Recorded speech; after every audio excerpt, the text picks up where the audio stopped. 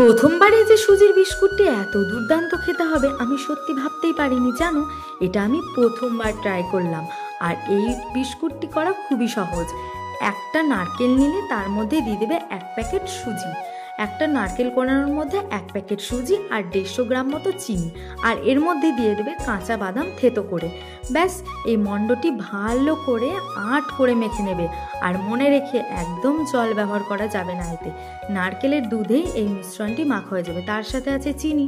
চিনি আস্তে আস্তে গলতে থাকলে ঠেসে ঠেসে এরকম করে ভালো করে মেখে নেবে। তারপর দেখবে দলাটি বেশ নরম হয়ে এসেছে আর এরকম বেশ মণ্ড মতো করা যাচ্ছে।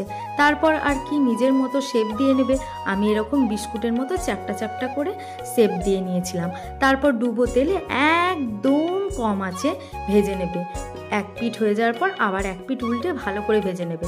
আর এত দুর্দান্ত হয়েছিল খেতে, একবার বাড়িতে করে দেখো তোমরা।